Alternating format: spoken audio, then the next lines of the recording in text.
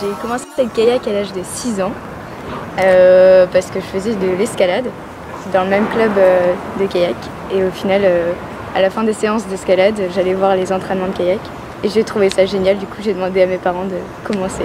Et j'ai commencé l'année d'après. Et puis depuis j'ai pas arrêté. J'ai passé des tests physiques et psychologiques. Et j'ai été sélectionnée avec d'autres athlètes au Pôle Espoir, à Cesson-Sévigné. Et voilà, du coup j'ai passé 3 ans pendant tout le lycée au Pôle Espoir. Et j'ai été sélectionnée en équipe de France en 2015. Et du coup ça m'a permis d'accéder au Pôle France cette année. Voilà. Donc c'est 1 an que je suis au Pôle France. Depuis que tu es à Sciences Po Rennes. Voilà, c'est ça. Le Pôle France c'est une structure d'entraînement, comme un centre d'entraînement au foot. Et donc c'est la fédération et les ministères des sports qui organisent ça avec les régions et qui financent ça, même si nous aussi on cotise pour le bon fonctionnement du pôle. La différence entre le Pôle Espoir et le Pôle France, le Pôle Espoir c'est plus un collectif, on évolue vraiment en groupe, on est à l'internat tous ensemble, dans le même lycée, dans les mêmes classes. Le Pôle France c'est plus individualisé, là on se sépare, nos parcours sont différents, nos chemins universitaires, nos choix de vie sont différents. Et on a des coachs différents, des objectifs différents. Et du coup, il y a une individualisation du processus d'entraînement, on va dire. Et qui passe par un staff un peu plus complet, avec un préparateur mental, des nutritionnistes, des médecins. Après, on fait quand même un sport individuel, mais pas individualiste. En fait, les clubs, c'est vachement formateur. Ça permet de commencer, d'être accro, d'être passionné. Et après, les structures, c'est quand même vachement bien pour s'entraîner, pour concilier le double projet. Parce qu'on n'est pas un sport professionnel, donc c'est vachement... c'est hyper important d'arriver à concilier les deux. Donc voilà, c'est bien d'avoir des structures comme ça à notre disposition. Qu'est-ce que Sciences Po a changé dans ta pratique du sport? Ça m'a permis d'aménager mon emploi du temps pour pouvoir m'entraîner, et c'est vachement agréable aussi de pouvoir décaler ses partiels et de ne pas être contraint par des échéances scolaires et de pouvoir être libre de ce côté-là. Ça soulage quand même d'un côté, et pour les entraîneurs et pour le staff complet et pour nous, et même je pense pour Sciences Po aussi, ça doit être plus agréable d'avoir des athlètes et des étudiants qui sont bien. J'essaie d'avoir un temps d'avance, mais c'est un peu dur de tout concilier quand même. Là, souvent cette année, je sautais les cours en amphi, récupérer avec des gens de ma classe. Et du coup, j'allais que aux cours, aux conférences. Et du coup, ça me faisait les après-midi entières de cours. Et le matin, je m'entraînais. Du coup, je m'entraînais, on va dire, de 9h à 13h à peu près. Après, j'allais en cours. Et le soir, je revenais faire une séance.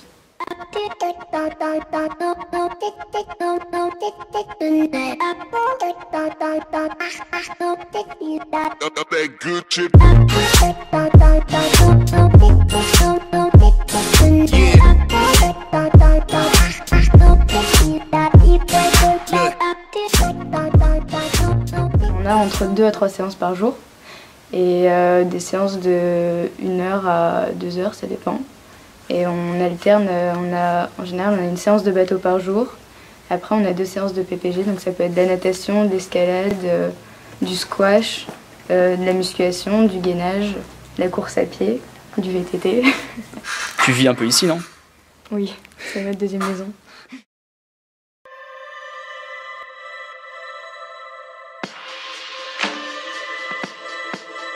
J'ai fait 22e au championnat du monde en 2015 à Foz d'Iguaçu, en individuel. J'ai fait 8e par équipe. Après, j'ai fait 20e au championnat d'Europe à Cracovie en Pologne. Et j'ai fait 5e par équipe la même année au championnat d'Europe aussi. Et sinon, au niveau national, j'ai fait 3e au championnat de France en 2014 en individuel. 1re au championnat de France en canoë biplace mixte en 2014. 3e par équipe en 2014. Et donc en cadet, tout ça. Et puis après, durant toutes les années juniors, j'étais première au classement national. J'ai fait 3e au championnat de France en 2015. L'événement le plus marquant dans ma jeune carrière, c'est en mars 2015, les sélections équipe de France à Nancy. C'était l'échéance majeure, j'étais junior 1. Le jour de la course, donc les courses ça se déroule le samedi et le dimanche. On a 2 courses le samedi, 2 courses le dimanche. Le premier jour, le samedi, le matin je fais une très bonne course et l'après-midi j'assure aussi une bonne course, tout va bien. Le soir on fait les calculs avec les entraîneurs et tout au gîte. C'était quasiment acquis quoi. Enfin, à la fin de la première journée. Les autres en fait en faisant le calcul de points on voyait que même si elles tapaient une super perf, et elles passaient pas devant. Et dans le gîte c'était un peu particulier parce qu'il y avait mes camarades d'entraînement donc Malo Kemener et Pierre Hellard font partie du même club que moi, donc le club de Saint-Brieuc. Aucun garçon n'avait vraiment performé, quoi. Ils étaient tous un peu serrés. Et le lendemain, le dimanche matin, les gars font des manches exceptionnelles. Franchement, c'était hyper tendu et puis réussir à plusieurs, c'est génial, quoi. Et du coup, l'après-midi, les garçons couraient avant moi. Après leur course, je vais voir mon entraîneur. Et les résultats n'étaient pas encore sortis. Du coup, je monte sur l'eau, j'étais hyper euphorique. J'arrive en bas, et là, les gars étaient là, les gars étaient pris en équipe de France, moi aussi. Et en fait, on a réussi l'exploit que des clubs, c'est hyper dur de sélectionner 3 jeunes en équipe de France la même année. On est partis tous les 3 au Brésil 2 semaines après pour les championnats du monde. Et ça restera, c'est sûr, mon meilleur souvenir. Tu penses à quoi sur ton bateau quand t'es en course? Je pense à quoi? À rien. Alors c'est facile de dire ça, hein, parce que c'est dur à imaginer, mais franchement on pense à rien. C'est juste, y a un moment où ça devient automatique. On connaît ce qu'on doit faire, on sait ce qu'on doit faire. Il y a juste un moment où au départ il faut savoir débrancher le cerveau et juste prendre plaisir, quoi. C'est juste ça le mot d'ordre, c'est de se faire plaisir et de tout donner jusqu'en bas, quoi. Ouais. Bah, c'est un sport où il faut qu'on soit sportif avant d'être kayakiste et je pense que ça joue beaucoup par rapport au gymnaste où je pense que c'est plus, par exemple, il faut vraiment être gymnaste à fond ou la natation, il faut vraiment passer des heures dans l'eau.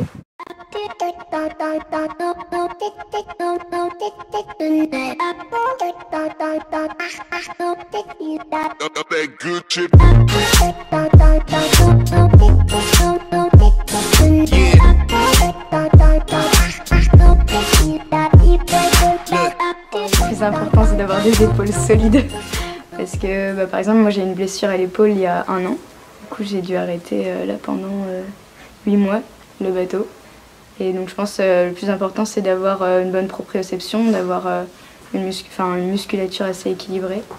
Et après on utilise quand même, beaucoup pensent qu'on n'utilise que le haut du corps, mais c'est pas vraiment le cas. On sollicite quand même les abdos, les jambes aussi parce qu'on transmet énormément dans le bateau. Je me suis blessée, donc c'était à 1 semaine du bac, 2 semaines du bac. Et durant ma course de canoë, je me suis luxé l'épaule dès la première porte. Là, d'un coup, tout s'arrête, quoi. Sur le moment, on réalise pas trop. Et puis après, le week-end continue, on rentre chez soi et là, c'est la grosse déprime parce que c'est le bras droit, on est droitier, t'es dépendant de tout et de tout le monde.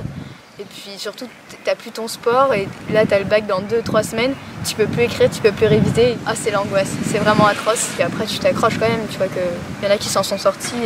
Sébastien Combeau, là, qui a fait 8e aux Jeux Olympiques en 2016, s'est luxé l'épaule aussi au même âge que moi. Et voilà, c'est quand même la preuve qu'on peut revenir, quoi, d'une blessure. C'est quoi l'objectif là sur 1 an?